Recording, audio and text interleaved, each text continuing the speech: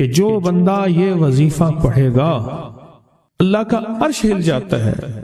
لا علاج بیماریاں ہوں، دکھ ہوں، غم ہوں، قرضے ہوں، مصیبتیں ہوں، ناکامیاں ہوں اور پریشانیاں ہوں اور ایسے حالات کہ جو انسان کہے کہ بس سب تو موت ہی ہے، اس کے علاوہ کوئی راستہ نہیں، کوئی ایسی پریشانی ہو، اللہ کا نظام ہے کہ اس پہ وہ ملتا ہے جو انسان گمان نہیں کر سکتا، سوچ نہیں سکتا. یہ فیصل آباد کے ساتھ مامو کانجن میں ایک درویش ہوتے تھے، صوفی عبداللہ صاحب رحمۃ اللہ علیہ، بڑے اللہ والے تھے، درویش تھے، اللہ سے مانگتے تھے، اللہ دے دیتا تھا. تو مجھے ان کے ایک شاگرد نے بتایا، اردو بازار لاہور میں ہوتے تھے، کہنے لگے کہ میں ایک دفعہ گیا تو مجھ سے فرمانے لگے کہ میرے سارے کے سارے طالب علم استاد جمع ہو کے آ گئے کہ ہمارے جو ہے وہ ہمارے راشن نہیں، کھانا پینا کچھ نہیں، تنخواہیں نہیں ملی، سب چیز ختم ہو چکی ہے، تو اب ہمیں اجازت دے دیں، آپ کے پاس تو ہے نہیں. اچھا فرمایا مجھے چند دن دے دو، جتنے اور دن صبر کر لیا، چند دن مجھے دے دو. تو فرمایا پھر بیٹھ گئے مصلی اور جو سورۃ فاتحہ پڑھی نا جب آتے تھے نا، ایاک نعبد و ایاک نستعین، اس کو جو وجدانی کیفیت کے ساتھ دل کی گہرائیوں اندر کے درد کے ساتھ پکارتے تھے، اتنا درد، اتنا غم، اتنا درد، اتنا غم جو پکارتے تھے کہ ایسے محسوس ہوتا تھا کہ زمین ساری کی ساری ہل رہی اور ہر طرف ایک نظام چل رہا ہے. اور جب پھر اس صورت کو پورا کرتے تھے، پھر سورۃ فاتحہ پڑھتے تھے، اور جب پہنچتے تھے ایاک نعبد و ایاک نستعین، پھر ایسے ہی جو ہے اس کو دہراتے تھے. پر بات یہ ہے وہ دعا پڑھتے نہیں تھے، مانگتے تھے. ایک ہے دعاؤں کا پڑھنا، ایک ہے دعاؤں کا مانگنا. وہ دعا پڑھتے نہیں تھے، مانگتے تھے. اور اللہ مانگنے والے کو دیتا بھی ہے، اللہ مانگنے والے کو عطا بھی کرتا ہے، اور اللہ کی رحمت مانگنے والے کے ساتھ سدا رہتی ہے، ہمیشہ رہتی ہے. وہ دعا پڑھتے نہیں تھے، مانگتے تھے. بس کہا کہ ایسے مانگے، ایسا مانگا، ایسا مانگا کہ اللہ پاک کو ترس آیا. چند ہی دنوں میں فرمایا اللہ نے دکھایا کہ یہ دیگ ہے سونے کی بھری ہوئی ہے، اور میں نے آپ کے حوالے کر دی، اور تھوڑا سی ایسے جگہ ہٹائی تو وہ دیگ نکل آئی. تو فرمایا پھر مٹھیاں سونے کی بھر بھر کے دیتے تھے اور کہتے تھے اس کو حسب ضرورت خرچ کرنا، خیال کرنا، کہیں فضول خرچی نہ کرنا، اسراف نہ کرنا. اللہ کے خزانے ہیں اور برکت والے ہیں، کہیں اللہ ناراض ہو کے چھین نہ لے، کہیں اللہ ناراض ہو کے چھین نہ لے. مجھے ایک صاحب کہنے لگے کوئی ایسا عمل بتائیں، کوئی ایسا عمل بتائیں کہ میں چاہتا ہوں میری 7 نسلوں میں رزق ختم نہ ہو، جو مہنگائی اور حالات اور پریشانیاں میں دیکھ رہا ہوں. کوئی ہے عمل؟ میں کہا بالکل ہے.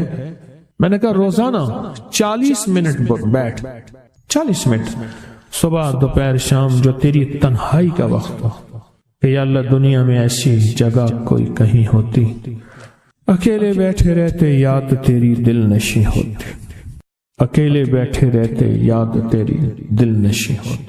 40 منٹ کوئی ایسا بیٹھ 40 منٹ اس انداز سے مصلی پہ، کہیں بستر میں، کہیں ایسی جگہ جہاں سوئے نہیں، اور بس صرف ایک بار سورۃ فاتحہ پڑھا، اور اس کے بعد ایاک نعبد و ایاک نستعین کو دوہرا.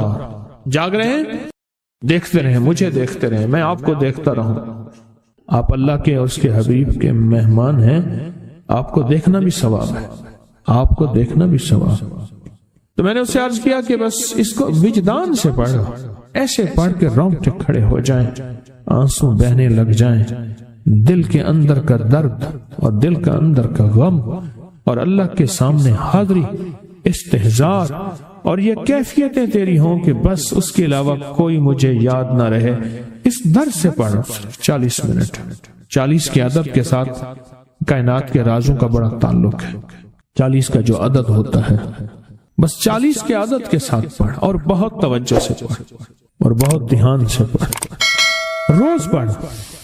مجھ سے کہنے لگا کتنے دن پڑھوں؟ تو میں نے اس سے کہا مجھ سے یہ دن نہ پوچھ، تیرا دل خود بولے گا کہ فیصلے ہو گئے ہیں، بس ختم. دل خود بولے گا یہ بتائیں کہ پیٹ بھرتے ہوئے کوئی گھنٹی بجتی ہے یا دل خود بولتا ہے کہ پیٹ بھر گیا؟ پیاس میں بھی کوئی کہتا تو نہیں ہے کہ آپ کی پیاس بجھ گئی ہے، وہ دل خود بولتا ہے کہ بس اب پانی کی ضرورت نہیں ہے۔ نیند سے دل بھر جائے تو بس دل لے بس اب سو لیا، وہ اٹھیں۔ اسی طرح دل خود بولے، دل خود بولے، کیا بولے؟ دل خود بولے، اور دل اندر بولے، دل اندر بولے کہ اللہ پاک جل شانہ نے نسلوں کے لیے رزق کی عزت، دولت، برکت کے فیصلے کر دی، بس دل بولے۔ کتنے دیر کر؟ اب یہ تیری اپنے مانگنے میں ہے، اب یہ تیری اپنے مانگنے میں ہے۔ مانگنے میں کمی ہے تو دل نہیں بولے گا، اگر مانگے گا تو پتہ نہیں دنوں میں یا ہفتوں میں، جتنے میں دنوں میں فیصلہ ہو جائے۔ اور میں نے اس سے کہا کہ یہ میرے پردادا کے پردادا کا عمل ہے، ان کا یہ عمل ہے، میرے پردادا کے پردادا کا عمل، جو ہماری خاندانی یادداشتوں میں یہ لکھا ہوا اور فرمایا اگر یہ کوئی بندہ کر لے اللہ نسلوں کا رزق اللہ سے منوا لے۔ اور میں نے اس سے کہا خیال کرنا، رزق کے روحانی ساتھ منوانا، رزق کے روحانی ساتھ منوانا، رزق کے روحانی ساتھ منوانا، ورنہ دولت، مال، چیزیں مل جائے گی جس کے بارے میں کہا جاتا ہے کہ بعض بندے ایسے ہوتے ہیں اللہ پاک ان سے لقمے نہیں چھینتا، سجدے چھین لیتا ہے۔ اللہ ان سے لقمے نہیں چھینتا، کیوں؟ رزق جسمانی دوسرے لفظوں میں مل رہا ہے اور رزق روحانی اللہ چھین لیتا ہے۔ یہ جو آج آپ بیٹھے ہیں تسبیح خانے میں اور میں بیٹھا ہوں، یہ ہم روحانی دسترخوان پہ بیٹھے ہیں۔ یہ بہت بڑا دسترخوان لگا ہوا ہے، دسترخوان ہے۔ سنا ہے در یار پہ بڑی دھوم ہے، سنا ہے در یار پہ بڑی دھوم ہے، وہاں عاشقوں کا ہجوم ہے۔ یہ روحانی دسترخوان ہے، میں بھی خود محتاج ہوں، یہ روحانی دسترخوان ہے۔ تو میں نے اس سے عرض کیا کہ ایک دسترخوان نہیں مانگنا، دونوں مانگنا، رزق روحانی بھی، رزق جسمانی تو اس کو بھی ملتا ہے جس کو کلمہ نصیب نہیں ہوا، رزق جسمانی تو اس کو ہی ملتا ہے جس کو کملی والی کی غلامی نصیب نہیں ہوئی، رزق جسمانی تو اس کو ہی ملتا ہے جس کے ماتھے پہ شقاوت لکھی ہے، رزق جسمانی تو اس کو ملتا ہے جو اللہ کا نافرمان ہے، رزق جسمانی تو اس کو ملتا ہے جو اللہ کے وجود کا انکار کرتا ہے، رزق جسمانی تو اس کو ہی ملتا ہے جو آخرت اور قبر کا انکار کرتا ہے، رزق جسمانی تو اس کو ملتا ہے جو جنات اور برزخ کا انکار کرتا ہے، رزق جسمانی تو اس کو ملتا ہے جو خود کملی والی کی نبوت کا انکار کرتا ہے، وہ تو بے بہا لوگ ہیں، ان کو ملتا ہے۔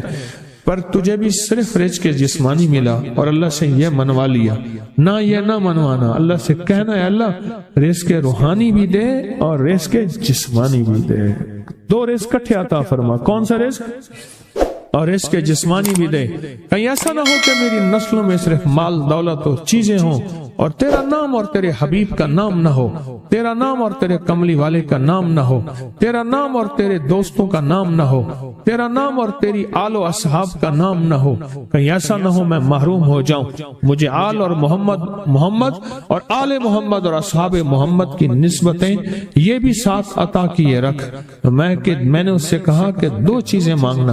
اچھا قدرت کا نظام ہے، کچھ دیوانے بھی ہوتے ہیں، یقین والے ہوتے ہیں، آپ جیسے آپ مخلص بیٹھے ہیں اور پوری دنیا میں ہمارے ساتھ اس وقت مخلص بیٹھے ہیں جو ہماری آج کی محفل میں شریک ہیں، ہوتے ہیں دیوانے۔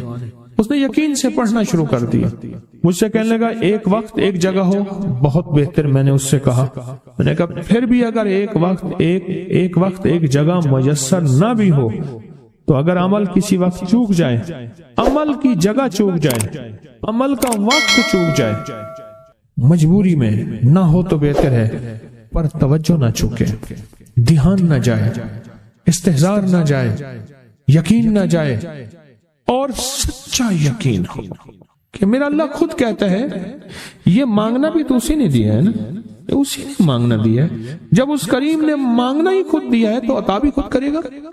نہیں خوف نارے جہیم کا کہ کرم ہے مجھ پہ کریم کا، وہ خود عطا کرے گا مجھے، اس نے مانگنا دیا دے گا۔ یقین ہو ایسا ایسا ایسا ایسا اتنا زبردست یقین ہو، اتنا یقین ہو اللہ کے ملنے پہ اور اللہ کے مانگنے پہ، اتنا یقین ہو کہ گمان اور خیال سے بالا تر یقین ہو، بہت زیادہ یقین۔ یاد رکھیے گا میری بات، میری طرف دیکھتے رہیں، یاد رکھیے گا جس کو ملا ہے یقین کی طاقت میں ملا ہے، اور جس سے چھنا ہے بے یقینی نے اس سے سب کچھ چھین لیا، بے یقینی نے اس سے سب کچھ چھین لیا۔ جس کو ملا ہے یقین کی طاقت سے ملا ہے، یقین ہو کہ میں کر رہا ہوں اور اللہ مجھے دے دے گا۔ کہا کہ کیسا یقین ہو؟ کہا جیسے بکری کے تھن دودھ سے بھرے ہوئے اور میں کہوں کہ میرے ہاتھ سے دباؤں گا اور دودھ نکلے گا، اس سے زیادہ یقین۔ اور کہا کس سے زیادہ یقین؟ کہا کہ ایک بڑا نوٹ ہو اور بڑا نوٹ کے اندر جو ہے ایک آنے کی چیز آنی ہے، تو میں کہوں گا اس سے تو اس کی نوٹ کے اندر تو ہزاروں آنے ہیں، اور میں ایک آنے کی چیز، ایک ٹکے کی چیز لوں گا اور میرا کام بن جائے گا۔ اس سے زیادہ یقین ہو، اور اس سے کہیں زیادہ یقین ہو کہ سخت پیاس ہے اور میں پانی کو دیکھوں، اور پانی کو دیکھتے ہی مجھے یقین ہو کہ اس سخت پیاس میں میرا پیاس بجھ جائے گی، پیٹ بھر جائے گا۔ اس سے کہیں زیادہ یقین ہو۔ میں پھر بھی یقین کو نہیں سمجھا سکا، علم بھی محدود ہے، الفاظ بھی میرے پاس محدود ہیں۔ اس سے کہیں زیادہ یقین ہو، اس سے کہیں زیادہ یقین، اور بہت زیادہ یقین، اتنا یقین۔ کیا خیال ہے؟ آپ چاہیں گے اپنی نسلوں کے لیے بخت، رزق، نصیب اور مقدر منوا لیں؟ کیا خیال؟ وہ بڑا کریم ہے۔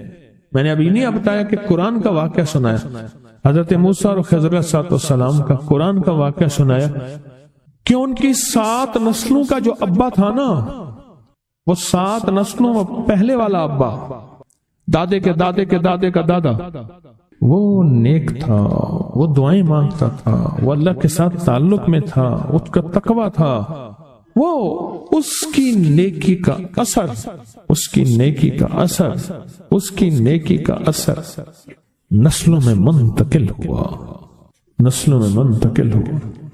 پڑھ لیں، مانگ لیں، اللہ سے کر دیں کہ اللہ میرے لیے اور میری نسلوں کے لیے رزق روحانی اور رزق جسمانی کے فیصلے کر دیں، رزق روحانی اور رزق جسمانی کے فیصلے کر دیں۔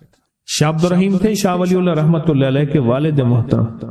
انہوں نے شاہ ولی اللہ سے کہا بیٹا میں تجھے روحانی مشقیں کرا رہا ہوں، ایک مشق ایک بھی کر لے اپنے لیے اور اپنی نسلوں کے لیے، اللہ سے رزق منوا لے، اللہ سے رزق منوا لے۔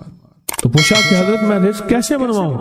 وہ میں کہ کچھ وقت ایسا نکالا کر، ایسا وقت نکالا کر 2 گھڑی اور 3 گھڑی کا، ایک ساتھ 2 گھڑی اور 3 گھڑی، ایک ساتھ تقریباً 21 منٹ کی ہوتی ہے، تقریباً 21 منٹ کی، 2 ساتیں مل جائیں تو 40 منٹ بنتے ہیں، تو ایک ساتھ 2 ساتھ 3 ساتھ کی گھڑی میں کہ بیٹھ کے نا سورۃ فاتحہ اور اس میں ایاک نعبد و ایاک نستعین کا تکرار اور استحضار کیا کر، اور ایسا کیا کر تیری آنسوں بہیں، تیرا دل روئے، تیری آنکھیں روئیں، تیرا تیرے رونگٹے کھڑے ہوں اور رواں اور اس کے اندر سے تیرا پل پل، تیرا من، تیرا جذبہ، تیری سوچیں بولیں، کیا بولیں؟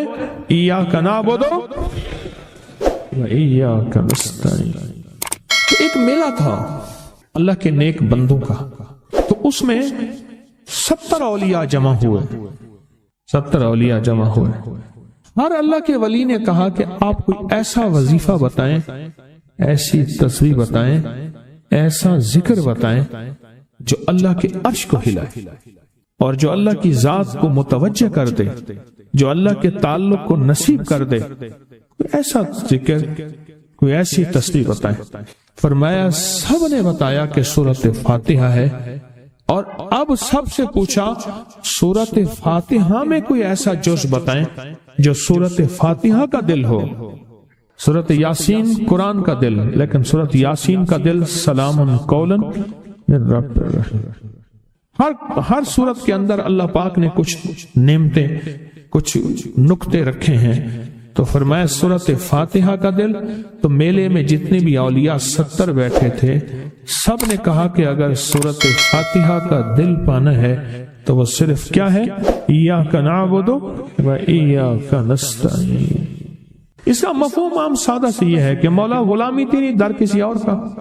جب غلام تیرے ہیں، منگتے تیرے ہیں، بھکاری تیرے ہیں، محتاج تیرے ہیں، پھر در بھی تیرا ہے، پھر در بھی تیرا ہے، اور کسی کا در مولا نہیں ہے، پھر در بھی تیرا ہے۔ تیرے در کے ہم محتاج، تیرے بر کے ہم غلام۔ تو میں نے اس سے کہا کہ یہ وظیفہ کر، سارا دن پڑھی یا کنا بدو، اور کام بھی کرتا رہے، وضو بے وضو چلتا بھی رہے، یہ پڑھتا بھی رہے، پڑھتا بھی رہے، پڑھتا بھی رہے، چند دن چند ہفتے یہ عمل کر، بس رات سوتے ہوئے سورۃ فاتحہ پوری کر 40ویں، اور پھر درود پاک پڑھتے پڑھتے سو جا۔ 70 اولیاء نے فرمایا کہ جو بندہ یہ وظیفہ پڑھے گا اللہ کا عرش ہل جاتا ہے، اور فرشتوں میں کوہرام مچ جاتا ہے، اور فرشتوں میں اللہ کے بارگاہ میں فریادیں ہوتی ہیں کہ یا اللہ یہ بندہ ہے اور اس نے یہ عمل کیا ہے، یہ وظیفہ کیا ہے، اور ابھی تک اس کی دعا قبول نہیں ہوئی، یہ مانگا ہے ابھی تک دعا قبول نہیں ہوئی۔ فرشتوں میں یہ کوہرام مچ جاتا ہے۔ ایک اللہ کے دوست تھے، سوتے سوتے ایک دم اٹھ بیٹھے، اٹھنے کے بعد وجدانی کیفیت کے ساتھ جو ہے یہ وظیفہ پڑھنے لگے۔ تو کسی نے پوچھا کہ حضرت کیا ہوا؟ فرمایا میں نے دیکھا کہ اللہ کے عرش کے نیچے جنتی ہیں اور وہ ٹہل رہے ہیں، اور سب کی زبان پہ یہی وظیفہ ہے، ایاک نعبد و ایاک نستعین، سب کی زبان پہ یہی وظیفہ ہے اور سب یہی پڑھ رہے ہیں۔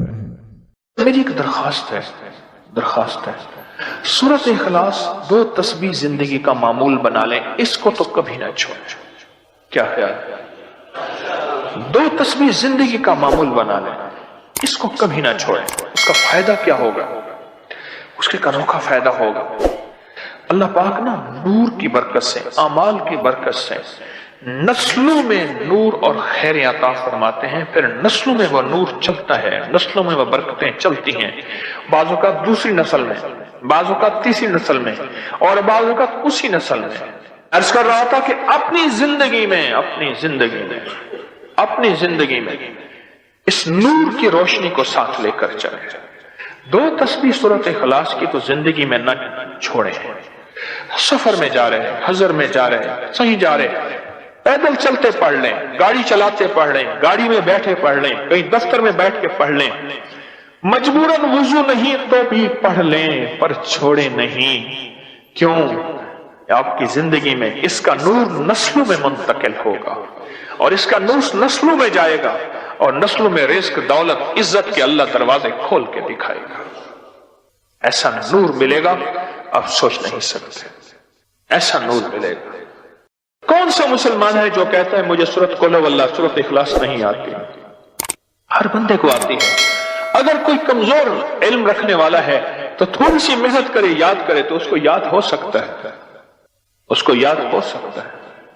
ایک میں آپ کو عجیب بات بتاؤں، شیخ ابوالحسن شاذلی رحمت اللہ علیہ، شاذلی سلسلہ، میں کہ جب تو اللہ سے خالص محبت کرنا چاہتا ہے اور چاہتا ہے کہ اللہ اس کے حبیب کی خالص محبت تیرے دل میں اتر جائے، اللہ اس کے حبیب کی خالص محبت تیرے دل میں اتر جائے، اور قیامت کے دن جب اعلان ہو وَامْتَازُوا الْيَوْمَ أَيُّهَا الْمُجْرِمُونَ، مجرم علیحدہ ہو جائیں، ہمارے دوست علیحدہ ہو جائیں، ولی علیحدہ ہو جائیں، بدکار علیحدہ ہو جائیں، تو اس وقت تو اللہ کے دوستوں کی لسٹ میں ہو تو ایک عمل کر لے۔ فرماتے ہیں وہ عمل ہے کہ سورۃ اخلاص کو اپنے دل کی دنیا میں جگہ دے دے۔ اللہ اکبر۔ شیخ ابوالحسن شاذلی رحمت اللہ علیہ فرماتے ہیں، اور فرمایا جو سورۃ اخلاص پڑھے گا وہ حالت ایمان سے دنیا سے رخصت ہوگا، حالت ایمان دنیا میں سے رخصت ہوگا، اور ایمان کی آخری کیفیت میں رخصت ہوگا۔ اور ایک اللہ کے ولی نے اپنا مشاہدہ بیان کیا، میرے پاس لوگ آئے رزق کی تنگی میں مبتلا تھے، میرے پاس لوگ آئے بدحال ہو چکے تھے، میرے پاس ایسے لوگ آئے جن کی تنخواہیں بچتی نہیں تھیں، میرے پاس ایسے لوگ آئے جن کے گھر میں جھگڑے ناچاکیاں تھیں، اور میرے پاس ایسے لوگ آئے جن کی زندگیاں تنگ تھیں اور جو نیکی کرنا چاہتے تھے کر نہیں سکتے تھے، خیر میں آنا چاہتے تھے آ نہیں سکتے تھے، اور برائیاں ان کا راستہ چھوٹی نہیں تھی اور نیکی کے دروازے بند تھے۔ کہا میں نے ان سے کہا کہ 2 تسبیح سورت قل ہو اللہ کی پڑھ لو۔ جب سے انہوں نے پڑھنا شروع کیا سورت قل ہو اللہ ان کا ضامن بن گیا، اور سورت اخلاص ان کا سہارا بن گئی، اور سورت اخلاص ان کا ساتھی بن گئی، اور سورت اخلاص ان کا محافظ بن گئی، اور سورت اخلاص ان کا معاون بن گئی، اور سورت اخلاص ان کو زندگی میں لے کر چلنے والی روشنی بن گئی، اور ان سے سارے اندھیرے چھٹ گئے اور ساری ظلمتیں چھٹ گئیں، اور خیریں اور برکتیں ان کی چوکھٹوں ان کے دروں کو مالا مال کر دی۔ اللہ کے ولی اپنا مشاہدہ اپنا تجربہ بتاتے ہیں کہ جس نے 200 دفعہ سورت اخلاص پڑھی اللہ پاک اس کو ہمیشہ خیروں سے نوازیں گے اور برکتوں سے نوازیں گے۔